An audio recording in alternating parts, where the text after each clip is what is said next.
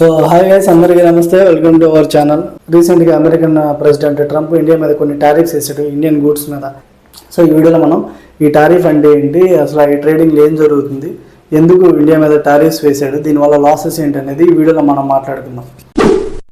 First of all, ఒక country develop అయిందా లేదా, డెవలప్ అవుతుందా లేదా అని తెలుసుకోవాలంటే ఆ కంట్రీ యొక్క జీడిపి తెలుసుకోవాలి.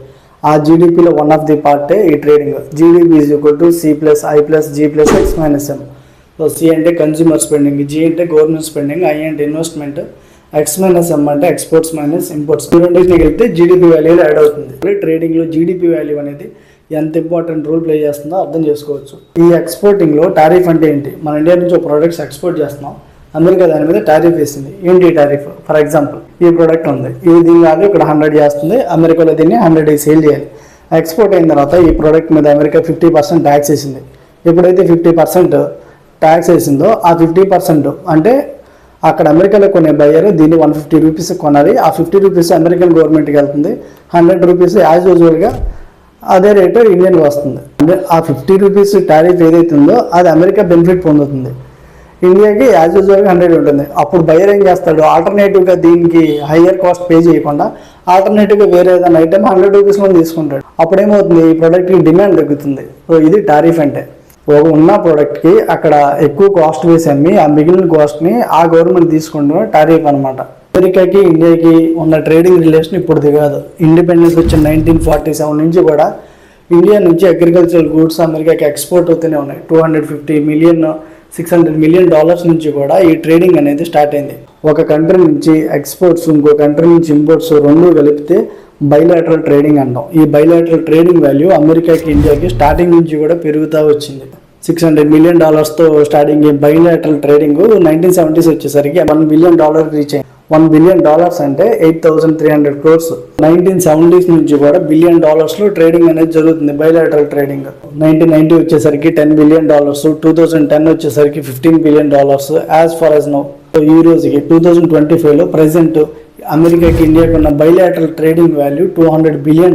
సో ఈ $200 బిలియన్ ఇంచుమించు $90 బిలియన్ ఇండియా గూడ్స్ ని ఎక్స్పోర్ట్ చేస్తూ ఉంటుంది. ఫస్ట్ నుంచి కూడా India textiles, tobacco, tea, jute, ఇంకా లెదర్ ఇలాంటివన్నీ కూడా ఇండియా ఎక్స్పోర్ట్ చేస్తూ ఉంటుంది. అమెరికా నుంచి machineries, defence items, petroleum, chemicals ఇవన్నీ కూడా అమెరికా నుంచి ఇండియా ఇంపోర్ట్ చేసుకుంటూ ఉండేది. ఈ టారిఫ్ విషయంలో ఫస్ట్ నుంచి కూడా ఇండియా ఎక్స్పోర్ట్ అయ్యే టైంలో ఇండియాకి తక్కువ టారిఫ్ ఉండేది. స్టార్టింగ్ నుంచి 2-3% నుంచి స్టార్ట్ అయిన టారిఫ్ ఇప్పుడు పెరుగుతూ వచ్చింది తర్వాత.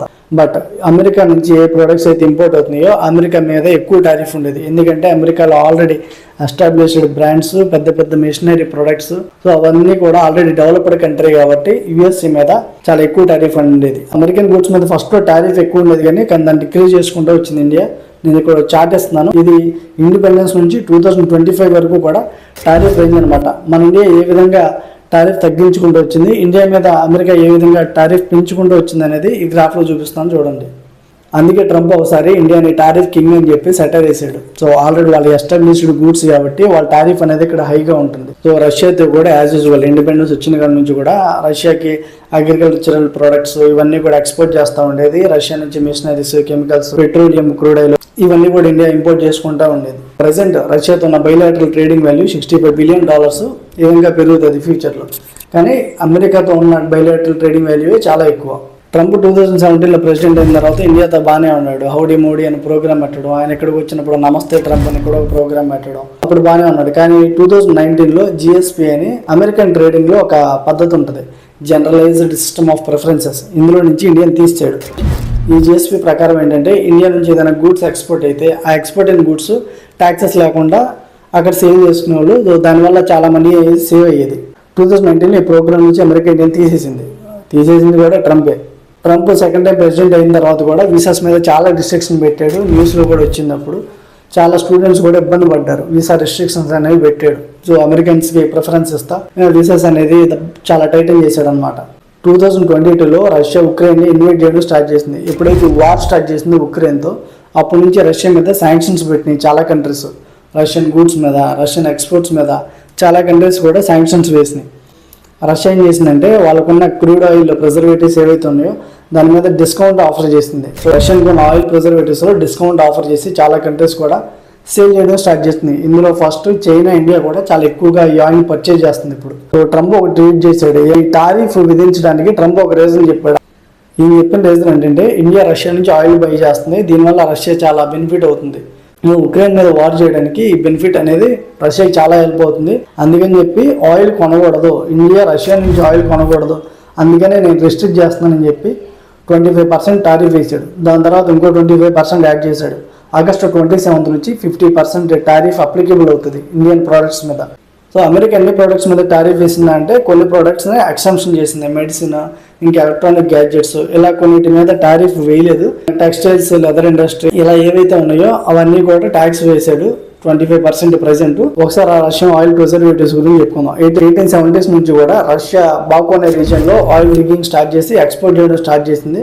ఇప్పుడు ఈ బాకు అనేది రష్యాలో లేదు, డివైడ్ అయిపోయింది. తర్వాత వెస్టర్న్, ఈస్టర్న్, సైబీరియన్ ఏరియాస్లో చాలా ఎక్కువగా ఆయిల్ ప్రిజర్వేటివ్స్ అనేది డిస్కవర్ చేసి ఇవన్నీ కూడా ఆయిల్ డిగ్ చేసి ఎక్స్పోర్ట్ చేయడం స్టార్ట్ చేశారు. రష్యా ఒక రోజుకి వచ్చేసరికి 10 మిలియన్ బ్యారెల్స్ ప్రొడ్యూస్ చేస్తుంది. అందులో ఇండియాకి కనీసం 2 నుంచి 5 వరకు కూడా million barrels per day export చేస్తూ ఉంది. అమెరికా కూడా largest producer of crude oil, but Russia మనకి ఇంకా దగ్గర కాబట్టి రష్యా నుంచి ప్రజెంట్ డిస్కౌంట్ ఉంది కాబట్టి రష్యా నుంచి ఇంపోర్ట్ చేసుకోవడం స్టార్ట్ చేసింది ఇండియా. సో ఈ టారిఫ్ వల్ల ఇండియాకి ఏమైనా లాస్ ఉందా? ఉంది. ఈ రేంజ్లో టారిఫ్ వేయడం వల్ల ఫస్ట్ ఆఫ్ ఆల్ డిమాండ్ అనేది తగ్గిపోద్ది. ప్రొడక్ట్ మీద డిమాండ్ తగ్గిపోయేసరికి ప్రొడక్ట్ సప్లై అనేది ఆగిపోద్ది. సో ఎప్పుడైతే ఎక్స్పోర్టింగ్ ఆగిపోతుందో చాలా వరకు లేబర్స్కి వర్క్ లూజ్ అవుతుంది. అంతేకాకుండా ఇండియన్ కంపెనీస్ కూడా కొంచెం క్రేజ్ తగ్గుతుంది. ఇండియా నుంచి ఎవరైతే బిగ్ స్కేల్ ఇండస్ట్రీస్, స్మాల్ స్కేల్లో ఎవరైతే ఎక్స్పోర్టింగ్ చేస్తారో వాళ్ళు లాస్ అవుతారు. కానీ ఇది కంట్రీ జీడిపి మీద ఎఫెక్ట్ అవుతుంది. 0.2 to 0.5% వరకు కూడా ఈ టారిఫ్ వల్ల ఎఫెక్ట్ ఉంటుంది. ఇండియా అమెరికాకి కనీసం $90 బిలియన్ ఎక్స్పోర్ట్ చేస్తుంది. ఈ $90 బిలియన్ 50% ట్యాక్స్ అంటే కనీసం ఎక్స్ట్రా ఇంకొక $40 బిలియన్ ఓన్లీ ట్యాక్స్కి వెళ్తుంది. సో అంత బడ్డెన్ అమెరికా మీద వేసినప్పుడు అంత ప్రొడక్షన్ వాళ్ళు తీసుకోరు. ఆ ప్రొడక్ట్ డిమాండ్ అనేది ఆటోమేటిక్గా తగ్గిపోద్ది. రీసెంట్గా ఆగస్ట్ 15న మోడీ GST డిక్రీజ్ చేస్తానని చెప్పి ఒక స్టేట్మెంట్ ఇచ్చాడు. ఈ స్టేట్మెంట్ మోడీ ఇప్పుడే ఎందుకు ఇచ్చాడంటే ఎప్పుడైతే టారిఫ్స్ పెంచాడో దాన్ని కవర్ చేయడానికి GST అనేది తగ్గించాడు. ఇది ఇప్పుడే అప్లికబుల్ కాదు, ఒక 2-3 monthsలో ఇది అప్లికబుల్ అవుతుంది. ఈ GST తగ్గడం వల్ల కన్సంప్షన్ ఎక్కువ ఉంటుంది డొమెస్టిక్గా. మేబీ ఇది బ్యాలెన్స్ చేసిద్దేమో చూడాలి. ఒకవేళ అమెరికా దీని తర్వాత టారిఫ్ తగ్గించేసింది 50% లేదా యూజువల్గా 12% అలా టారిఫ్ తగ్గించింది అనుకో, అప్పుడు ఈ GST తగ్గడం వల్ల కంట్రీ జీడిపికి ఏమైనా బెనిఫిట్ ఉండొచ్చు. Thank you for watching. Bye.